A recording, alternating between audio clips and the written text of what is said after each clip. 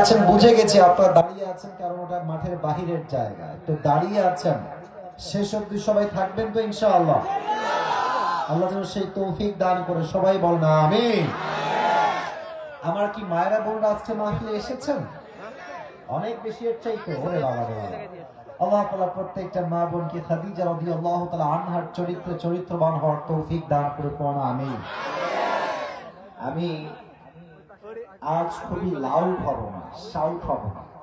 আমি নরমালি কিছু কথা ভূমিকায় বলবো, ঠান্ডা মাথায় শুনবেন, কোনো বিক্ষিপ্ত পরিবেশ চাই না। আমি যা দেখতে পাচ্ছি লোক অনেক বেশি আছে, বাট আমরা ভদ্র ঘরের সন্তান, ভদ্রতা বজায় রেখে আমাদের কাজ। যুবক ভাইরা ঠিক আছে কিনা বলো? একদম চুপচাপ শোনো।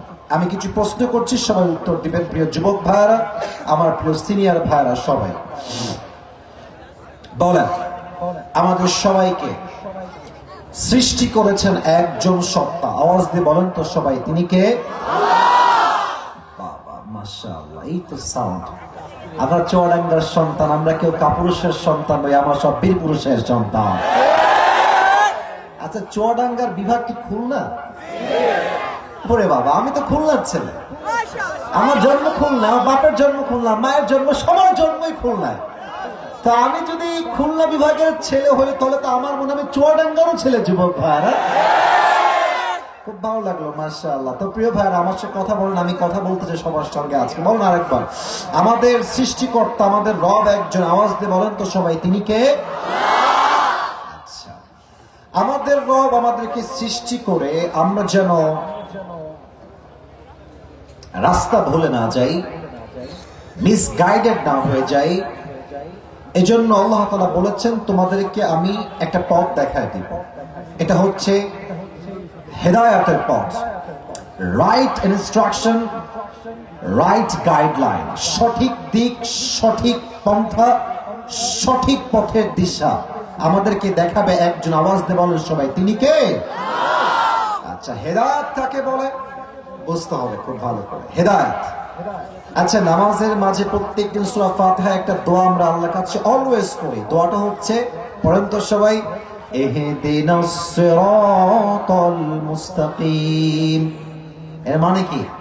ও আল্লাহ, show us the right path, show us the right direction। ও আল্লাহ, তুমি আমাদের সবাইকে সঠিক পথ দেখাও, সঠিক পথের দিশা বাতলে দাও। show us the right direction, আমরা যেন পথ ভুলে না যাই। আমাদেরকে পথ দেখাবে এক সত্তা। আওয়াজ দিয়ে বলেন সবাই, তিনি কে? আচ্ছা, এবার একটা প্রশ্ন করি, বুঝে উত্তর দিবেন, না জানলে বলবেন না। না জানলে আমি Asif, I will try my best to help you all। আমি সহযোগিতার হাত বাড়িয়ে দেব, যদি না পারেন ট্রেন যাক, সমস্যা নেই। আমার দিকে তাকান, বলেন তো প্রিয় ভাইরা, দুনিয়াতে আসার পূর্বে আমাদের সকলের বাসা, I repeat again, ট্রেন গেলে তো আওয়াজ একটু কম বেশি হয়ে গেছে। I repeat again, আমি আবারও বলছি, দুনিয়াতে আসার পূর্বে আমাদের সকলের বাসা কোথায় ছিল? কে বলতে পারে? জান্নাতে। জান্নাতে ছিল আমাদের সকলের বাসা। আচ্ছা বলেন তো, এই পৃথিবীতে সমস্ত মানুষের প্রথম মানুষ, সমস্ত নবীদের প্রথম নবী, সমস্ত পুরুষদের মাঝে প্রথম পুরুষ নাম কি বলেন তো সবাই? আদম আলাইহিস সালাম। তিনি ছিলেন জান্নাতের বাসিন্দা। আমাদের সকলের মা হাওয়া আলাইহিস সালাম ছিলেন জান্নাতের বাসিন্দা। এবার একটা প্রশ্ন করব, অনেকে ভুল ভাল উত্তর দিতে পারে, আশা করছি সঠিক উত্তর দিবেন সবাই। পৃথিবীতে আপনারা কি জানেন সবচেয়ে সুন্দরী নারীকে? সবচেয়ে সুন্দরী নারী হাওয়া আলাইহিস সালাম। সুবহানাল্লাহ পড়বেন না তো সবাই? জুলেখা নয়, খাদিজা নয়, আয়েশা নয়। এই পৃথিবীতে সবচেয়ে সৌন্দর্যের দিক থেকে সবচেয়ে বেশি সুন্দরীর নাম হচ্ছে হাওয়া আলাইহিস সালাম। সুবহানাল্লাহ পড়ো সবাই। তো আমরা সবাই জানি যে আদম আলাইহিস সালাম ছিলেন জান্নাতে। তো উনি একটা নিষিদ্ধ গাছ থেকে ফল খেয়েছিলেন। আল্লাহ তাআলা নিষেধ করার পরে শয়তানের ওয়াসওয়াসায় পড়ে তিনি খেয়ে ফেলেছিলেন। তো যখন তিনি খেয়ে ফেললেন, ভুল হয়ে গেল। আল্লাহ বললেন, আদম, তোমাকে তো আমি নিষেধ করেছিলাম, তুমি তবুও খেলে কেন? তো উনি চাইলে একটা ঝগড়া করতে পারতেন, আর্গুমেন্ট করতে পারতেন, উনি করেন নাই। উনি সঙ্গে সঙ্গে কি বলেছেন?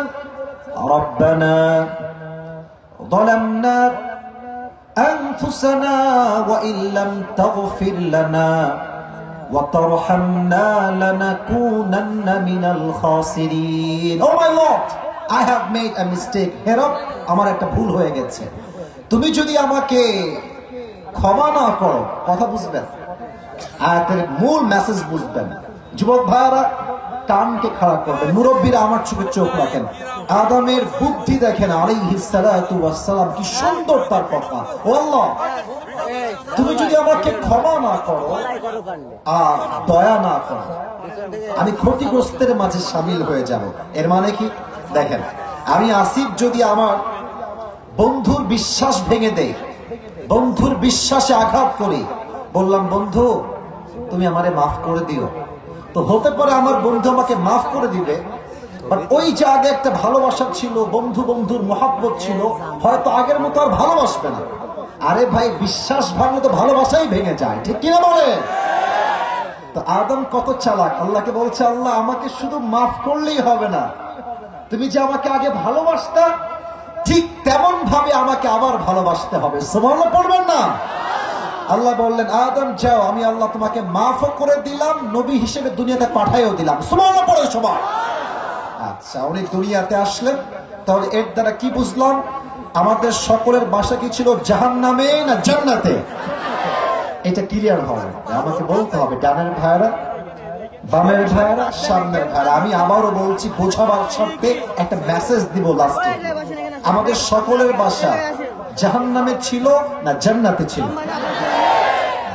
আমরা আসলাম পৃথিবীতে। এখন ভাবেন, আমরা যেন পথ ভুলে না যাই, সেটার জন্য আল্লাহ তাআলা দুইটা গাইডলাইন দিয়েছেন, দুইটা মাধ্যমে। বলেন তো সবাই কয়টা? আরে ভাই, কথা না বললে ওয়াজ হবে না। বলেন সবাই কয়টা? এক হচ্ছে নবী, দুই হচ্ছে কিতাব। বলেন তো পৃথিবীতে সবচেয়ে শ্রেষ্ঠ গ্রন্থের নাম কি? আওয়াজ বলেন সবাই, শ্রেষ্ঠ গ্রন্থের নাম কি?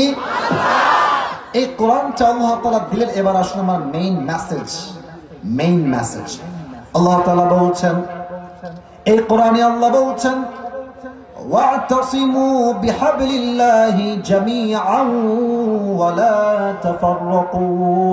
আল্লাহ বলছেন শোনো, এই দুনিয়াটা হচ্ছে একটা কুয়ার মতো, আমরা জান্নাত থেকে কুয়ায় পড়ে গেছি। আল্লাহ বলছে তোমরা যদি এখান থেকে বাঁচতে চাও, আমি একটা রশি ফেললাম, ওয়া'তাসিমু বিহাবলিল্লাহ, আল্লাহর দেওয়া এই রশিকে শক্ত করে ধরো, ওয়ালা তাফাররাকু, and do not become divided to hold this Quran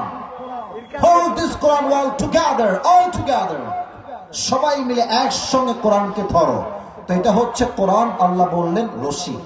বলেন তো এটা কি কোন রশি মনে হয় দেখে? না, আল্লাহ বললেন রশি। এটা কি আমি বলেছি না আল্লাহ বলেছেন?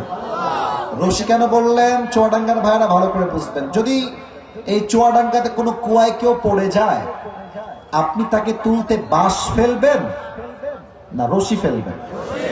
মুরব্বী কথা কয়, যুবকরা কই আসলাম রে? যুবকরা কথা কয় না কেন আজকে? কুয়ায় যদি কেউ পড়ে যায়, তুমি কি তাকে তুলতে বাঁশ ফেলবা, গাছ ফেলবা না রশি ফেলবা? রশি ফেললেই হবে না, দুইটা শর্ত লাগবে। এই দড়ি পচা পাটের দড়ি হলে হবে না। যদি পচা পাটের দড়ি হয়, টান দিবা, ও যা বাস্ত উল্টায় দাঁত ভেঙে আবার মরেই যাবে। রশি হওয়া লাগবে মজবুত, কথা বুঝবেন? এটা হচ্ছে সেই রশি। বলেন তো এই রশির মতো মজবুত, কোরআনের রশির মতো মজবুত কি আর কোন রশি হতে পারে? এক নাম্বার রশি হওয়া লাগবে পাওয়ারফুল, ভেরি স্ট্রং, শক্তিশালী হওয়া লাগবে। নাম্বার 2, রশির উপরে যিনি ধরবেন, রশির একদম গোড়া, his hand has to be strong, তার হাত হতে হবে শক্তিশালী। এই কোরআনটা হচ্ছে সেই রশি, আর এই রশির গোড়ায় যার হাত আছে সেটা হচ্ছে আমার রবের হাত, কুদরতি হাত। চুয়াডাঙ্গার, আমিরপুরের, মমিনপুরের ভাইরা জবান খুলে বলেন, আমার রবের মতো কুদরতি হাতের শক্তিশালী হাত দুনিয়ার কোন নেতার হতে পারে, কোন মানুষের হতে পারে, কোন ব্যক্তির হতে পারে, কোন ধনীর হতে পারে, কোন নবীর হতে পারে, কোন ওলির হতে পারে, কোন পীরের হতে পারে, সবচেয়ে শক্তিশালী হাত হচ্ছে আমার রবের হাত। আল্লাহ বলছে, বান্দা তুমি ওই যে জান্নাত থেকে হারিয়ে দুনিয়া নামের কুয়ায় ফেলে পড়ে গেছো, আমি আল্লাহ রশি ফেললাম, শক্ত করে ধরো। আর এই রশির গোড়ায় আছে আমি আল্লাহর হাত। মারামারি করে ধরতে যেও না। আমাকে আহলে হাদিস, আমাকে চরমনাই, আমাকে সরসিনা, আমাকে জামাত ইসলাম, আমাকে হেফাজত, আমাকে কওমিয়া, আমাকে আলিয়া, মারামারি করতে যেও না। তোমার প্রথম পরিচয় বিএনপি নয়, প্রথম পরিচয় জামাত নয়, প্রথম পরিচয় হেফাজত নয়, প্রথম পরিচয় চরমনাই নয়, প্রথম পরিচয় সরসিনা নয়, তোমার প্রথম পরিচয় তুমি মুসলমান ঘরের সন্তান। মারামারি করে নয়।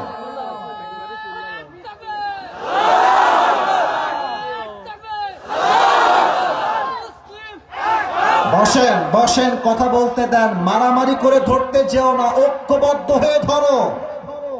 আমি আল্লাহ উপর থেকে এক টান দিব, তুমি যে জান্নাত থেকে হারাই গিয়েছিলা, কুয়ার থেকে টান দিয়ে আমি তোমার আবার সেই হারানো বাসা জান্নাত তোমাকে ফিরাই দিব। সুবহানাল্লাহ। এটা হচ্ছে সেই কোরআন। এই কোরআনের হক কথা বললে কিন্তু সব বাতিলের সহ্য হয় না। এই কোরআনের কথা বলতে গিয়ে শহীদ আল্লামা দেলোয়ার হোসেন সাঈদী হুজুরকে রাজাকারে ট্যাগ দেওয়া হয়েছে। যুবক ভাই, আমার কথা স্পষ্ট, সাঈদী সাহেব নরমালি মারা যান নাই, তাকে স্বৈরাচাররা ইনজেকশন পুশ করে নির্বিচারে হত্যার গুম চালিয়েছে। যুবক ভাই আমার, এর বিচার এই বাংলার জমিনে হবে। এটার বিচার আমরা জনগণরা করবো ইনশাআল্লাহ। মনে রাখতে হবে, একটা সাঈদীকে তারা হত্যা করেছে, ইসলামের রাজ বন্ধ হয়ে যায় নাই, দিন কায়েমের আন্দোলন বন্ধ হয়ে যায় নাই। একটা সাঈদী মারা গেছে, হাজার হাজার সাঈদী ঘরে ঘরে জন্ম নিয়েছে। যুবক ভাইরা, তবে তার মতো কেউ হইতে পারবে না। কেন বলছি এটা? আমি আসিফ রিসার্চ করে বলছি, এমনি বলছি না। আমি সাঈদী হুজুরের ওয়াজ যে কত ঘন্টা শুনেছি আপনার কোনো ধারণা নাই। আমি প্রথম দিকে ভাবতাম যে সাঈদী সাহেবকে রাজাকার কেন বলে, আমি তো কোনো কারণ দেখতে পাই না। পরে আমি দেখতে পেলাম যে উনি একটা কথা প্রায় বলতেন, এটা মানুষের গায়ে খুব বেশি লাগতো, তাদের গায়ে। উনি বলতেন, জাতির পিতার নাম বঙ্গবন্ধু নয়, জাতির পিতার নাম ইব্রাহিম আলাইহিস সালাম। বাতিল গোষ্ঠীর সহ্য হয় না। উনি আর একটা কথা বলতেন যে আমরা হক কথা বললে আমাদেরকে বলা হয় আমরা নাকি মৌলবাদী। ঠিক না? আগে বলেন কি বাদী? মুরব্বী আব্বাজানদের জোর আছে গায়ে, আপনাদের জোর নাই। বলেন সবাই কি বাদী? আমার কথা নয়, সাঈদী সাহেবের কথা জাস্ট কোট করছি তাফসীর করার পূর্বে। তো উনি বলতেন যে মৌলবাদী বললে আমরা রাগ করি না। কেন রাগ করেন না হুজুর আপনি? উনি বলতেন যে মৌল শব্দ এটা আসছে মূলত মূল থেকে। মূল মানে হচ্ছে আল্লাহ, মূল মানে হচ্ছে হিজ লাস্ট মেসেঞ্জার মুহাম্মদ সাল্লাল্লাহু আলাইহি ওয়াসাল্লাম, মূল মানে কোরআন, মূল মানে হাদিস। তো তারা যারা আমাদেরকে মৌলবাদী বলে গালি দাও, তোমরা হচ্ছে সব আগাবাদী। এবার বলেন, গাছের আগায় বেশি শক্তি না গোড়ায় বেশি শক্তি? ওরে বলতেন বাড়াবাড়ি বেশি কইরো না। 16 কোটি মানুষ গাছের গোড়ায় একটা ঝাঁকুনি দিবে, মামার বাড়ি দিল্লি গিয়ে তোমরা পড়বা। ওই দিল্লি গিয়ে পড়েছে যুবক ভাড়া, ঠিক কিনা বলো? আসলে কি জানেন, বউ যদি স্বামীর কোলে চলে যায়, স্বামীর শক্তিও বেড়ে যায়, বউয়ের শক্তিও বেড়ে যায়। এখন আমাদের মোদী সাহেব ট্রাই করছেন ইসকন দিয়ে দাঙ্গা লাগাই দিয়ে, হিন্দু দিয়ে দাঙ্গা লাগাই দিয়ে, চট করে ঢুকে উনি আবার ক্ষমতায় বসে যাবেন। আমরা আঙ্গুল চুষবো বসে বসে চুয়াডাঙ্গার মাটিতে, তাই না? এত সোজা নয়। 16টা বছর 15টা বছর ইসলামী দলগুলোকে তারা নির্যাতন করে হাজার হাজার যুবককে, হাজার হাজার আলেমকে নির্বিচারে গুম করে ফাঁসির রায় দিয়ে হত্যা করেছে যুবক ভাইরা। অতএব স্পষ্ট দুইটা কথা আজকে চুয়াডাঙ্গাতে বলে আমি আমার কথা শেষ করতে চাই। ভূমিকার কথা এক, আগামীতে এই দেশে নির্বাচন হবে, এটা সত্য, কোনো সন্দেহ নাই। তবে আগামীতে আমরা এই দেশে কোনো নারী নেতৃত্ব দুই চোখে সহ্য করতে পারবো না। আগামীতে ক্ষমতায় আসবে লোক, বাট এটা কোনো নারী হবে না, পুরুষ হবে যুবক ভাড়া আমার, ঠিক কিনা বলো? আর 2 নম্বর কথা, রাগ করবেন না আমার কথা, আমি যা বলবো আপনি কোরআন থেকে হাদিস থেকে বুঝায় বলবো। আমি জাস্ট পুরুষকেই ক্ষমতায় চাই না, আমার কথা বুঝবেন। আবারও বলছি, আমি জাস্ট পুরুষকেই ক্ষমতায় চাই না, আমি এমন একজন পুরুষকে প্রধানমন্ত্রী হিসেবে দেখতে চাই যেই পুরুষ প্রধানমন্ত্রীও হবেন, এট দ্য সেম টাইম তার যোগ্যতা হবে এমন যিনি বাইতুল মুকাররমে, জাতীয় মসজিদ বাইতুল মুকাররমে দাঁড়িয়ে প্রধানমন্ত্রীও হবেন এবং তার জুমার খুতবা দেওয়ার যোগ্যতাও থাকতে হবে। যুবক এটার জন্য কোন দল পারফেক্ট, কে পারফেক্ট বলার কোনো মাইনে রাখে না যুবক ভাইরা। যদি আগামীতে ইসলামকে মাইনাস করে কোনো স্বৈরাচারকে ক্ষমতার মস্তদে বসানো হয়, স্পষ্ট কথা আমার চুয়াডাঙ্গার মমিনপুরের জমিন থেকে, আগামীতে স্বৈরাচারকে নামার জন্য যদি ডাক আসে, একটা শহীদ আবু সাঈদ নয়, একটা শহীদ মুগ্ধ নয়, এই চুয়াডাঙ্গার জমিন থেকে হাজার হাজার শহীদ আবু সাঈদ মাথায় কাপড়ের কাপড় বেঁধে রাস্তায় নামতে বাধ্য হবে। হাত তুলে বলে সবাই ঠিক কিনা?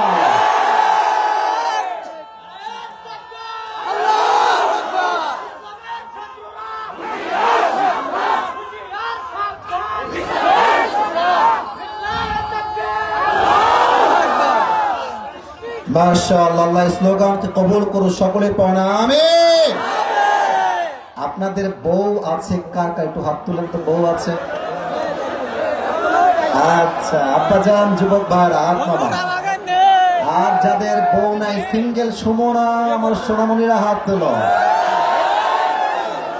আরে আল্লাহ, আপনার বউ নাই সত্যি? এ আমি বিশ্বাস করি না। সত্যি না মিথ্যা রে ভাই?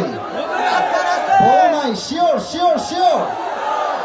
আব্বাজান আর না, এই শীতে যুবকদের কম্বল দিয়ে নয়, একমাত্র বউ দিয়ে আমার যুবকদের শীত দূর হবে। এবারে শীতের স্লোগান কম্বল দিয়ে নয়, আমাকে ল্যাব দিয়ে নয়, একমাত্র বউ দিয়ে আমার শীত দূর করতে হবে। বউ দিয়ে যা শীত দূর হবে, যুবকদের চরিত্র রক্ষা হবে। যুবক ভাই আমার, আমি কি বলবো, বেশিরভাগ মেয়েরা বিয়ে যে তোমরা করবা, কেমনে করবা? বেশিরভাগ মেয়েরা তো টাকা পাইলে টাকলাকেও বিয়ে করে ফেলে। যুবক ভাই না, এরকম মেয়ে চুয়াডাঙ্গায় নাই? আরো নাই? আছে আছে। আবার কিছু মেয়ে দেখবা চুয়াডাঙ্গায় নাই, অন্য জায়গায়। আমি বলি আমাদের কলিজার টুকরা মায়েরা বোন, আমাদের সম্মানের জায়গা, আমাদের ইজ্জতের জায়গা। সব মেয়ে যেমন খারাপ হয় না, সব মেয়ে তেমন ভালো হয় না। হাজার হাজার ভালো মেয়ের বদনাম হয় একজন চরিত্রহীন নিকৃষ্ট মেয়ের জন্য। যুবক ভাই, আমি দেখেছি কিছু মেয়ের চরিত্র আর রুচি এত খারাপ, এরা ওই আইফোন 16 প্রো ম্যাক্স পাওয়ার জন্য কক্সবাজার পর্যন্ত চলে যায়। এবং এই মেয়েগুলো দেখবা এত রুচি খারাপ এদের। আমার কথায় কেউ রাগ করবে না, প্রত্যেকটা মা বোনকে উইথ ডিউ রেসপেক্ট সম্মান দিয়ে বলছি, কিছু মেয়ে আছে দেখবেন দিনদার ছেলে দেখলে না, পছন্দ না। এই মেয়েদের দিনদার নয়, দাড়িওয়ালা নয়, গাঞ্জাখোর দেখলেই পছন্দ হয়। যুবক, আমার মনে হয় দুইটা কথা, যদি প্রত্যেকটা মেয়ে চরিত্রবান মেয়ে ছেলে দেখে বিয়ে করে আর টাকা বাদ দিয়ে চরিত্রকে বেশি গুরুত্ব দেয়, 80% যুবকের বিয়েটা সহজ হয়ে যাবে। যুবক ভাই, আমরা প্রত্যেকটা মেয়েদেরকে বোঝার তৌফিক দান করুন, সকলে পড়ুন আমিন। 3টা তাকবীর দিব আমরা ভাগাভাগি করে। প্রথম তাকবীর দিবেন আমার প্রিয় বিবাহিত ভাইরা, দ্বিতীয় তাকবীর দিবেন আমার সিঙ্গেল ভাইরা। আমি দেখতে চাই যে আজকে কার গায়ে কত জোর। আমার এখানে স্যাররা বসে আছেন, বসেন বসেন, আমি দিব বসেন। বিবাহিত ভাইরা সবাইকে কাশি দেন। মোটামুটি ক্রেজ আছে, খুব খারাপ না, দেখা যাক কে পায়। বিবাহিত ভাইরা, সিঙ্গেলরা কিপ কোয়াইট, কিপ সাইলেন্ট, চুপ থাকবা। বিবাহিত ভাইরা, লিল্লাহি তাকবীর। সাবধান, আছি আছি ভাই, আছি রে ভাই, আছি। সিঙ্গেলরা কাশি দেন সবাই। মুরব্বীরা নাম্বার দিবেন, আমি কিছু বলবো, আমি চুপ থাকবো। সিঙ্গেলরা দেখা যাক, আরেকবার সিঙ্গেলরা কাশি দাও। লিল্লাহি তাকবীর। বিবাহিত ভাইরা, আমি সরি, আমাকে আপনারা মাফ করে দিবেন আজকের জন্য। আজকে সিঙ্গেলরা 80% নাম্বার বেশি পেয়ে পাস করেছে। এবার সবাই মিলে তাকবীর দিবেন। আমার পাশে আমার স্যার বসে আছেন, জামাত ইসলামের আমির সাহেব, আমার ডানে আমার মুরব্বীরা, বামে আমার মান্যগণ্য ব্যক্তিরা বসে আছেন। সবাই স্টেজ ভেঙে উল্টে পড়ে যাবে। তাকবীরের খেলাটা এত জোরে হবে, জাস্ট জোরে দেওয়ার জন্য মোটিভেট করলাম। সবাই এবার একটা কাশি দেন, সবাই বাঘের মতো স্লোগান দিবেন, আমরা চুয়াডাঙ্গার সন্তান, আমরা বিড়ালের বাচ্চা নয়, আমরা সব সিংহের বাচ্চা যুবক ভাই। সাইদি সাহেব বলতেন বিড়ালের মতো 500 বছর বেঁচে থাকা কোনো লাভ নাই, সিংহের মতো 1 ঘন্টা গর্জন দিয়ে আমরা বাঁচতে চাই।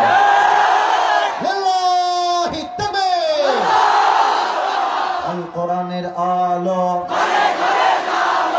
আল হাদিসের আলো, কোরআন হাদিস যেখানে, আলেম ওলামা যেখানে, চুয়াডাঙ্গাবাসী যেখানে, মমিনপুরবাসী যেখানে, আল্লাহ তাআলা কবুল করে সকলে পড়ে আমিন। কালকে ভিডিও ইউটিউবে আপলোড করে মানুষগুলো সব বাঘের বাচ্চা আসিফদের সামনে বসে আছে রে। আল্লাহ তাআলা এই স্লোগানকে কবুল করুন, সকলে দিল খুলে জবান খুলে পড়ে আমিন। আর কথা বাড়াতে চাই না, আপনাদের জন্য একটা আজকে গিফট নিয়ে আসছি, নিবেন? আমি আমার একটা টুপি আজকে নিয়ে আসছি, যুবকদেরকে আমি গিফট দিব, মুরব্বীও পেতে পারে, ইটস নট রেস্ট্রিক্টেড, যে কেউ পেতে পারে। একটু ভাব নেই আগে, এই টুপিটা আমি পাকিস্তান থেকে নিয়ে আসছি, এটা আমার জন্য, ইটস অর্ডার টু মেক, আমি অর্ডার দিয়ে বানাই নিয়ে আসছি, আমার মেজারমেন্ট, আমার সাইজে।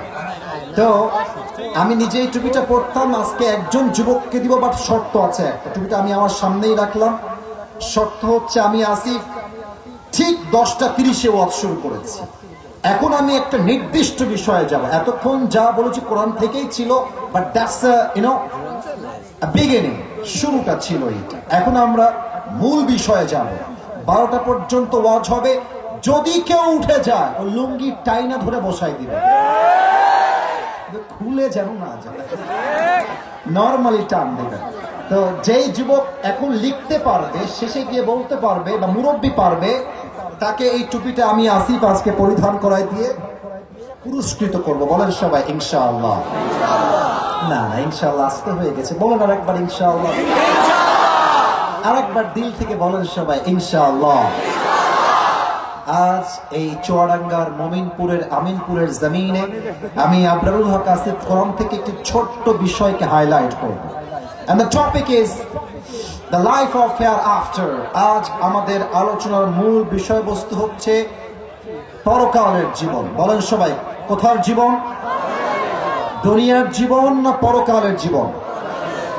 এই সোনামণি নতুন, কত বড় সাহস, দেখেছে, উঠে যায়। আচ্ছা হাবিয়া ভাই এখন সামনে, এখন ওয়াজ হবে, প্লিজ মেহরবানি করে এখন না, আরেকবার তাকবীর দেন। সোনামণি কেউ ভুলে উঠবা না, আমি মানা করে দিচ্ছি কিন্তু, খবরদার। সব চোখ আছে আমার সবার দিকে, প্রিয় ভাইরা কেউ ডান বাম করবেন না। লিল্লাহি তাকবীর।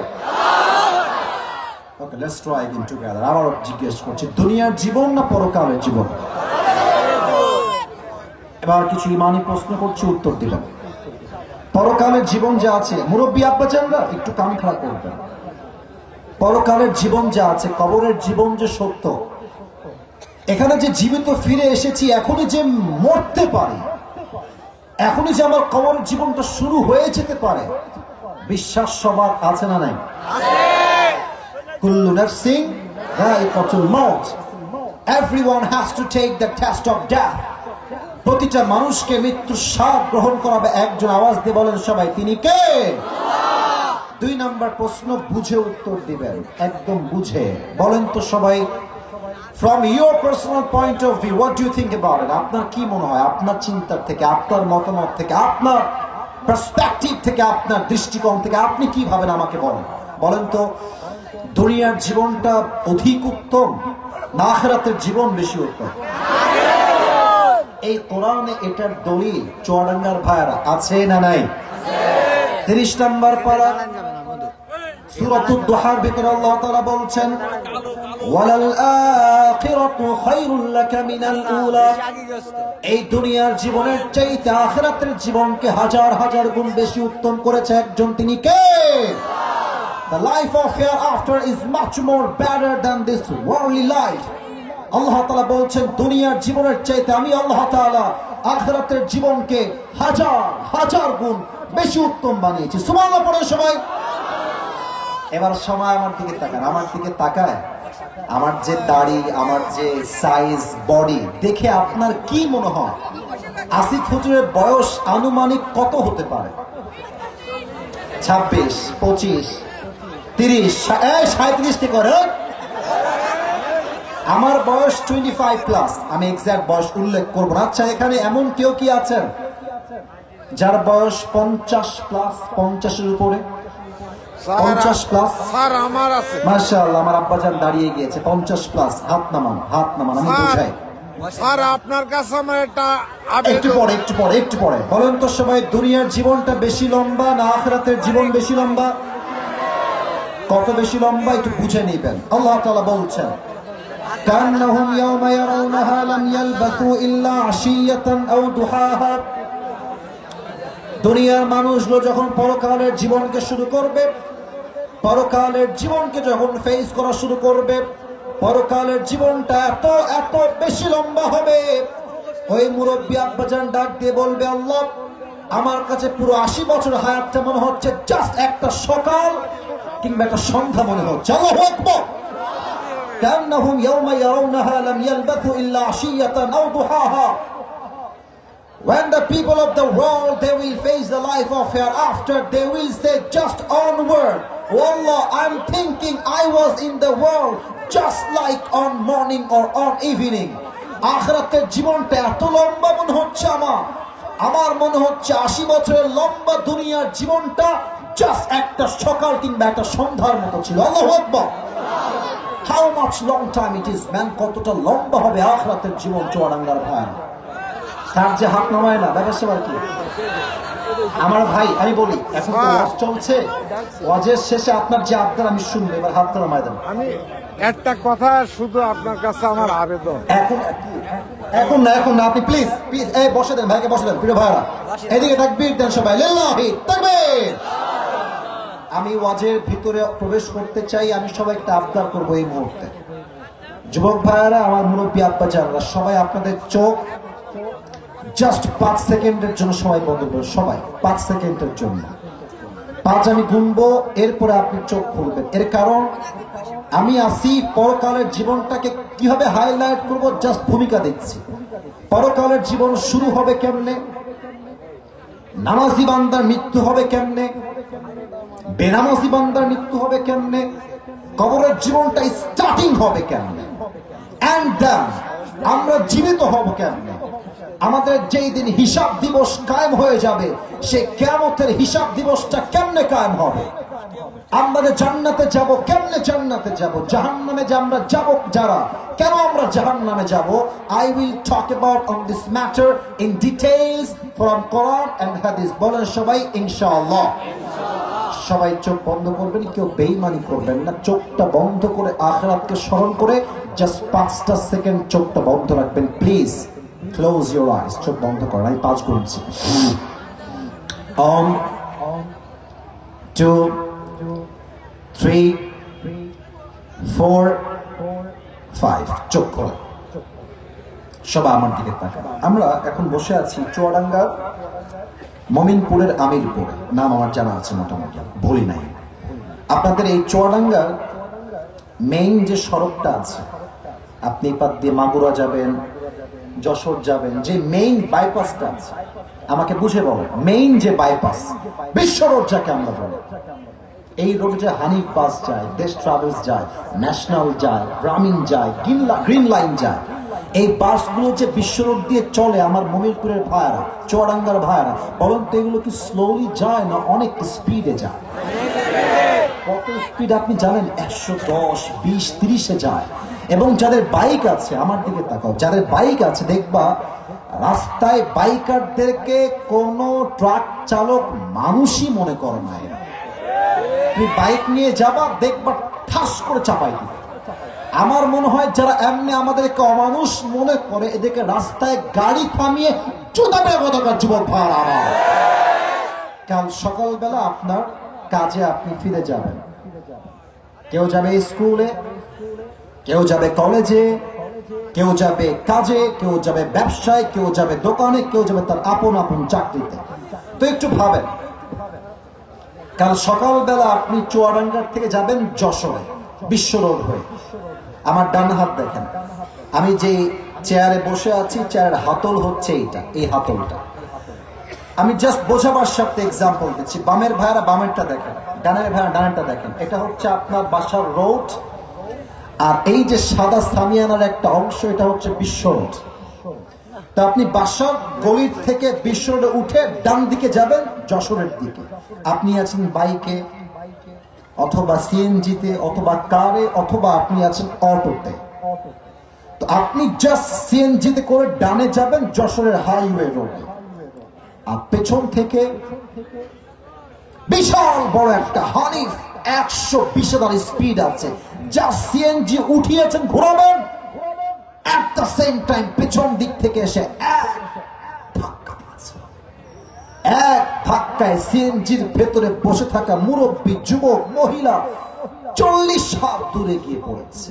আর পড়েছে কেমনে দেখেন, উড়ে গিয়ে এই যে কপালটা আছে পেশানো, এই যে কপালটা, এটা ঠাস রাস্তার যে ঢালাও করা পিচ আছে ঠাস করে গেছে। আর এক ধাক্কায় মাথার কপাল ফেটে পুরো মাথা দিয়ে ফিলকে দিয়ে গলগল গলগল করে রক্ত বের হচ্ছে। পুরো রাস্তা রক্তে রঞ্জিত হয়ে লাল হয়ে গেছে। আর চুয়াডাঙ্গার আমিরপুরের মোমিনপুরের সব দৌড় দিয়ে আসছে, বাঁচাও বাঁচাও। বিশাল বড় একটা দুর্ঘটনা ঘটে গেছে, কে আছো কোথায়, দৌড় দিয়ে আসো, অ্যাম্বুলেন্সকে কল দাও সবাই। খুব দ্রুত অ্যাম্বুলেন্স কল দিয়ে ডেকে নিয়ে এসে আপনার দেহ অজ্ঞান, এই অজ্ঞান দেহ নিয়ে তারা মেডিকেলে ভর্তি করে দিয়েছে। 24 ঘন্টা you don't have any sense and you don't have the strength to talk with anybody in the world. চোখ বন্ধ, জবান বন্ধ, কথা বলার কোনো শক্তি নাই। 24 ঘন্টা পর চোখ খুলেছে, ঝাপসা, কিছু দেখা যায় না, একদম নট ক্লিয়ার। তো আপনি বুঝতে পারছেন যে রুমে আপনাকে রাখা হয়েছে, এই রুমের ছাদ সাদা, দেওয়াল সাদা, বিছানার চাদর looking like a white colour, বিছানার বালিশের cover looking like a white colour, সবই হচ্ছে সাদা সাদা আর সাদা। আপনি ভাবছেন আমি ছিলাম কোথায়, আমি আসলাম কোথায়, এ কোথায় আছি আমি? হঠাৎ করে আপনার চোখ আপনি স্পষ্ট দেখতে শুরু করেছেন, আপনি কোথায় আছেন দেখছেন আপনার পায়ের বরাবর বিশাল লম্বা একটা গ্লাস ফিটিং করা দরজা, গ্লাস ফিটিং করা দরজা দেখছেন। এই দরজাতে লম্বা করে লেখা আছে, এই রুমটার নাম হচ্ছে ICU। সাউন্ডটা একটু বাড়ান, ICU। দেখে আপনার মাথা টনক নড়ে গেছে। ওই দিন আপনি কি ভাববেন, ওই দিন যুবক কি ভাববে, আমি কি ভাববো, জাস্ট এক মিনিটে বলছি কি ভাববেন আপনি। আপনি ভাববেন, ইস কেন সুদের ব্যবসা করলাম, ইস কেন ঘুষ খাইলাম। প্রত্যেকটা যুবক ভাববে, ইস কেন আমি হারাম গান শুনলাম। প্রত্যেকটা যুবতী মেয়ে ভাববে, ইস আমি কেন পর্দা করে চললাম না। প্রত্যেকটা মুরব্বী ভাববে, ইস আমি আমার দাড়ি এতদিন কেন শেভ করলাম, কেন আমি দাড়ি কামাইলাম, ইস আমি 5 ওয়াক্ত নামাজ ঠিক মতো কেন পড়লাম না। ভাবতে ভাবতে দেখবেন আইসিইউ রুমের ঠিক উইন্ডো থেকে, ফ্রম ইউর উইন্ডো, জানালার থেকে একজন যুবক আসমান থেকে জমিনে নেমে আসছে। এবার বুঝে থাকলে উত্তর দেন, বুঝে থাকলে উত্তর দেন। যে আসমান থেকে নেমে আসে, আবারও বলছি, যে আসমান থেকে নেমে আসে, এটা কি মানুষ হয় না ফেরেশতা হয়? এই ফেরেশতার নাম কি বলো সবাই? এখানে এসে আমাদের মাঝে দুইটা ভাগ হবে। প্রিয় ভাই, আপনি আমার ওয়াজ থেকে ফালতু ভাববেন। প্রত্যেকটা ওয়াজ আমি কনস্ট্রাকটিভলি উইথ রেফারেন্স আপনাকে বলবো। কোন যুবক যদি উঠে যায়, আপনি বুঝবেন ওর কপালটা পুড়ে গেছে। কারণ কপাল পুড়ে গেলে হাদিস থেকে, কোরআন থেকে কথা শোনার সৌভাগ্য দূর হয়ে যায়। ঠিক কিনা বলে? দুইটা দল হবে। Number 1, the death of people, those who perform the salah. And number 2 is the death of people, those who do not perform the salah. এক হবে নামাজি বান্দার মরণ, আর এক হবে বেনামাজি বান্দার মরণ। নামাজি বান্দার মরণ কেমন হবে? Look at the hadith, হাদিসের দিকে লক্ষ্য করেন।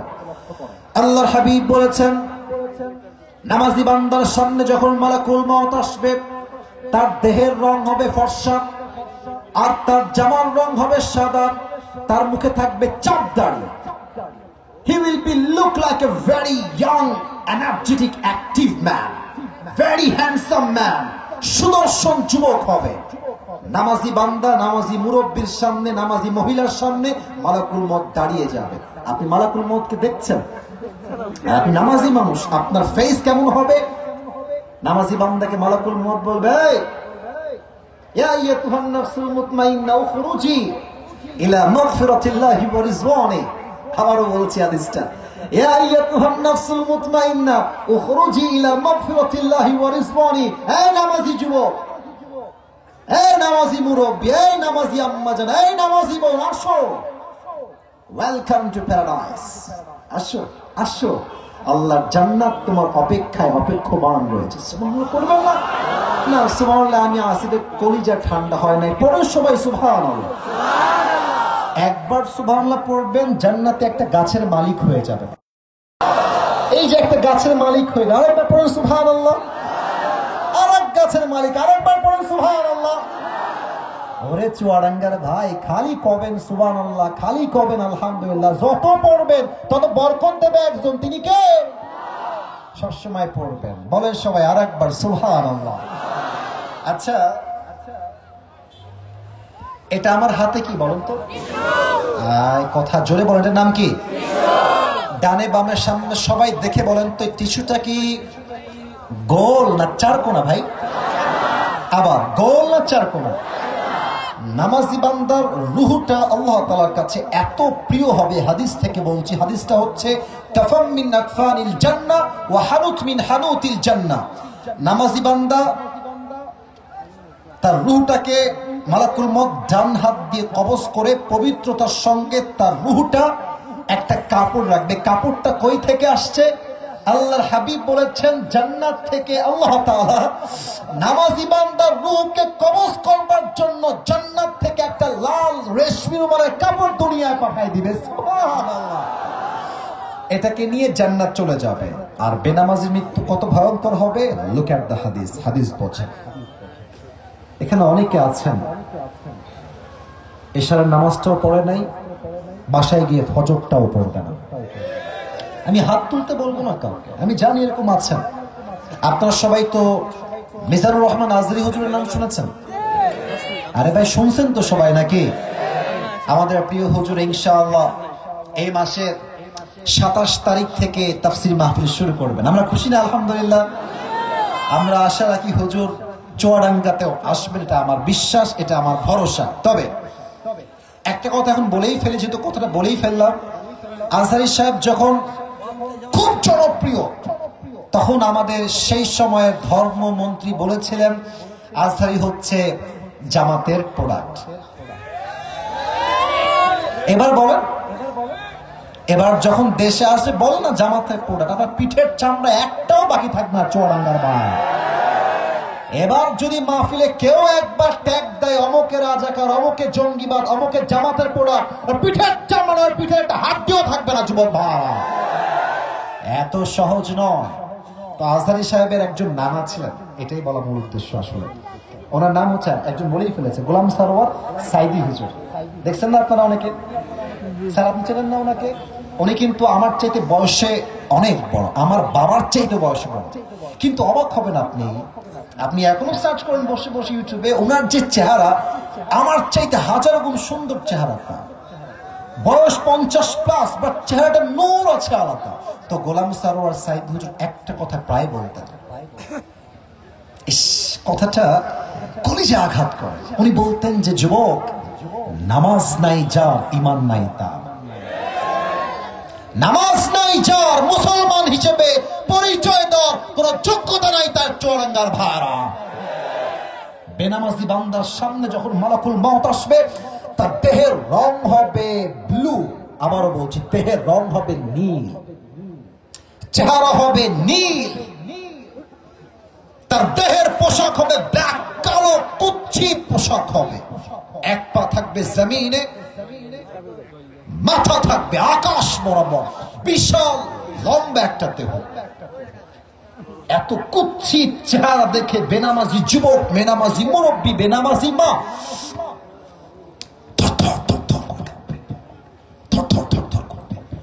ভয় কাঁপবে।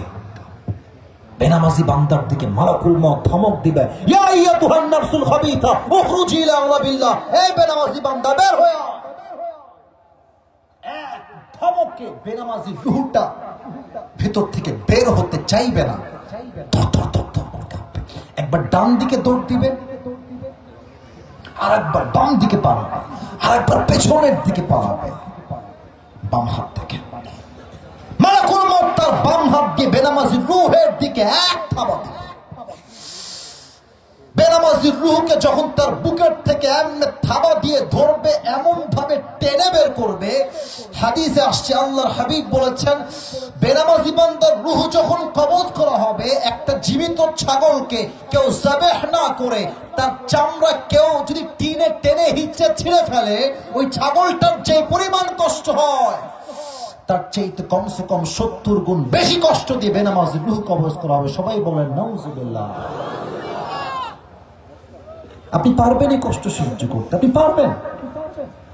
নামাজ পড়েন না কেন? কেন পড়েন না?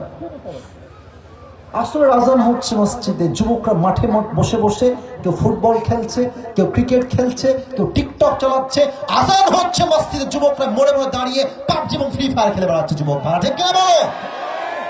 নামাজ পড়েন না কেন? যখনই আপনার রূহ বের হয়ে যাবে, দেহটা লাশ হয়ে যাবে, and then the life of grave will be start at this time. কবরের জীবনটা শুরু হয়ে যাবে। তবে হ্যাঁ, এক নতুন তথ্য সবাইকে দিতে চাই আজ এই চুয়াডাঙ্গার জমিনে। আগে প্রশ্ন করি, উত্তর অনেকে ভুল দিবেন, আগে অ্যালার্ট করলাম। বলেন সবাই, কবরের প্রশ্ন কয়টা? 4টা। Right answer. আমি আবারও বলছি, কবরের মোট প্রশ্ন কয়টা? এই জোরে বলতে হবে। বলেন সবাই, কয়টা? আমি প্রশ্ন করছি, আপনি উত্তর দিবেন। আমি শুরু করছি। আমি জানি আপনি জানেন, তবুও বলছি। মার রব্বুক, হু ইজ ইওর লর্ড? আমাদের রব কে? আগের মতো সাউন্ডটা পাইলাম না গো। Who is your lord? আমাদের রব কে? আল্লাহ আমার রব, আল্লাহ আমার রব, দমে দমে তনু মনে তারি অনুভব। সুবহানাল্লাহ পড়বেন না আপনারা? তোমার দুনিয়াতে আমি যেদিকে তাকাই, অথই নিয়ামতে ডুবে আছি সবাই। পাখালির কণ্ঠে শুনি তাসবিহ কল রব, তাসবিহ কল রব। আল্লাহ আমার রব, এই রবই আমার সব। রবকে 2 নাম্বার প্রশ্ন হবে, ওয়ামান নাবিয়্যুকা তা'রিফু হাদার রাজুল। ফেরেশতা ডাক দিয়ে বলবে, এই যুবক, এই মুরব্বী, আব্বা জান ও আম্মা জান, এই ব্যক্তির পরিচয় কি আপনাকে বলতে হবে? ব্যক্তির নাম কি? ও একটা কথা মনে পড়ে গেছে, এটা না বললে ওয়াজটাই বৃথা হয়ে যাবে। ভাইয়েরা আমার, কালকে আমার পরীক্ষা সকালবেলা। আমি পড়ছি বাংলাদেশের রাজধানীর নাম কি? লেখা আছে ঢাকা। বাংলাদেশে সবচেয়ে বড় সমুদ্র সৈকত কোথায়? উত্তর আছে কক্সবাজার। কালকে পরীক্ষা হলে গেলাম, পরীক্ষার প্রশ্নপত্র আসলো, কি লেখা আছে? ওই একই প্রশ্ন, বাংলাদেশের রাজধানীর নাম কি? ওই যে ব্রেইন ডে পড়েছিলাম কালকে, রাজধানীর নাম কি? ঢাকা। সমুদ্র সৈকতের নাম কি? আরে বলো সবাই, কি বাজার? লিখে দিলাম, ব্রেইন ডে লিখলাম। আমি কিন্তু কথা বোঝাতে পারছি না, মানে কি দেখলাম, কি দিয়ে লিখলাম? হ্যাঁ, বুঝতে হবে। কবরের প্রশ্ন কিন্তু ইটস নট লাইক দ্যাট। আরে কোনো টেনশন নাই। মার রব্বুক, রব আল্লাহ। নবীকে, নবী তো শেষ নবী মুহাম্মদুর রাসূলুল্লাহ। নো নো নো নো, এটা মুখস্থ করা উত্তর নয়। It is related, it is connected with your ঈমান, উইথ ইউর আমল। যার ঈমান ঠিক থাকবে, আমল ঠিক থাকবে, একমাত্র সেই উত্তর করতে পারবে। ঠিক কিনা বলে? এবার বলেন তো, আমার মুখে যে দাড়িটা আছে, এই দাড়িটা রেখে আমি আসিফকে কি খ্যাত লাগতেছে? আমার পাশে আছেন মুরব্বী আব্বাজান, আমাদের আমির, ওনার মুখেও চাপ দাড়ি আছে, সাদা সাদা। আমাদেরকে দেখে কি আনস্মার্ট লাগতেছে চুয়াডাঙ্গার ভাইরা? কিছু মেয়েদের দেখবেন চাপ দাড়ি দেখলে একটু চুলকায়, তারা বলে যে আমি চাপ দাড়িওয়ালা যুবককে বিয়ে করতে পারবো না, এটা আমার দ্বারা হবে না। আরে আমরা চুয়াডাঙ্গার ছেলে, খুলনার ছেলে, কথা স্পষ্ট ভাষায়, যেই মেয়ে আমাকে নবীর সুন্নাহের দাড়ি দেখে বিয়ে করবে না, সে আমাকে কিসের বিয়ে করবে? সে তো আমার বউ হওয়ার যোগ্যতাই রাখে না। কোন দল করি ডাজন্ট ম্যাটার। আমার কথা একটা, জীবন থাকতে নবীর সুন্নাহকে আমরা চুল পরিমাণ ছাড়তে বরদাস্ত করবো না, ঠিক কিনা বলে? এবার বলেন তো, আমার নবীর মুখে লম্বা লম্বা চাপ দাড়ি ছিল কি ছিল না? আমার নবীর মতো সুন্দর এই তল্লাটি দেওয়ার কেউ হইতে পারে? চাঁদের চেয়ে সুন্দর তুমি, নবী আমার কামলিওয়ালা, দো জাহানের বাদশাহ তুমি, প্যারা নবী সাল্লাল্লাহু আলা, দো জাহানের বাদশাহ তুমি, প্যারা নবী সাল্লাল্লাহু আলা, চাঁদের চেয়ে সুন্দর তুমি, নবী আমার কামলিওয়ালা। সুবহানাল্লাহ বলেন। 3 নাম্বার প্রশ্ন সবাই উত্তর জানেন, আমি জানি। ওমা দীনুক, what is the name of your religion? তোমার ধর্মের নাম? আসতে কেন বলেন সবাই, নাম কি? ধর্মের নাম ইসলাম বলেই তো ভারতের সাংবাদিকদেরকে আমরা ছাড় দিয়ে চলি না। এই সমস্ত গুলিস্তানের হকারদেরকে সাইজ করতে বাংলার মুসলমান 1 মিনিটও সময় লাগবে না। এগুলো কি সাংবাদিক? এদেরকে দেখলে মনে হয় এরা বাংলাদেশের ঢাকার গুলিস্তানে আন্ডারপ্যান্ট বিক্রি করলে বেশি মানাবে। বাংলাদেশ আর থাকবে না। তোর বাপের বাড়ির এইটা? হাজার মায়ের রক্তের বিনিময়ে দেশকে আমরা স্বাধীন করেছি যুবক ভাড়া। হাজার মায়ের ইজ্জতের বিনিময়ে দেশটা স্বাধীন হয়েছে যুবক ভাড়া। এই দেশের প্রত্যেকটা ইঞ্চি মাটি আমার কলিজার টুকরা মাটি। চট্টগ্রাম নিবা, কুমিল্লা নিবা, ব্রাহ্মণবাড়িয়া নিবা, একটা মাটিতে হাত দিয়ে রাখো, হিন্দুস্তানের গজওয়ে হিন্দ কায়েম হয়ে যাবে যুবক ভাড়া আমার। এত সহজ না। তারা ভাবে যে ডক্টর ইউনূস সাহেব তো নরম চরম মানুষ, আর মুসলমান তো খুবই নরম বাংলাদেশে দেখা যায়। পানির ঠান্ডা ভাব দেখে যদি পানিকে কেউ ঠান্ডা ভাবে, সে বোকার স্বর্গে বসবাস করছে। সমুদ্রের পানি ঠান্ডা হতে পারে, বাট যখন সমুদ্রের গর্জন শুরু হয়ে যায়, এক পানির ঢেউ আকাশ সমান পাহাড়কে ভেঙে চুরে চূর্ণ বিচূর্ণ করে দেয়। আমরা সংখ্যায় কম হতে পারি, ভারতদেরকে বলবো সংখ্যায় আমরা কম হতে পারি, বাট মুসলমানদের একজন ইমানদার যুবক 1000 কাফেরের সমান চুয়াডাঙ্গার ভাড়া। অতএব যদি আগামীতে কোন হিন্দুস্তানের সঙ্গে যুদ্ধ হয়, এটা হবে আল্লাহর হাবিবের ভবিষ্যৎবাণী গজওয়ে হিন্দের সেই যুদ্ধ। এই যুদ্ধে কাফেরদের কোনো বিজয় ঘটবে না। মুসলমানরা বাঁশের কেল্লা হাতে নিয়ে, প্রত্যেকটা মুসলমান বুকের তাজা রক্ত দিয়ে আবার এই আল্লাহর জমিন, আল্লাহর দ্বীনকে কায়েম করে ছাড়বে। শান্তির ধর্ম ইসলাম, তাই বেশি বাড়াবাড়ি পছন্দ করি না। আলিফকে হত্যা করা হয়েছে, আমরা কাউকে হত্যা করতে যাই নাই। শহীদ আবু সাইদ তো কাউকে হত্যা করতে যাই নাই। আমরা বলেছি কোটার সংস্কার চাই। আল্লাহ বলছে কেন? কোটা কেন? শুধু পুরো দেশটাই সংস্কার হয়ে যাবে। এবার যখন শহীদ আবু সাইদের বুকে গুলি চললো, আমাদের গায়ে একটা গুলি লাগলো, তখন ছাত্র জনতা এমন বিক্ষিপ্ত মিছিল করলো, এক একটা মিছিল সংসদকে কাঁপিয়ে তুললো যুবক ভাইরা আমার, ঠিক কিনা বলো? আমরা কাউকে আগ বাড়িয়ে মারতে যাব না, বাট কেউ যদি আমাদেরকে আগ বাড়িয়ে মারতে আসে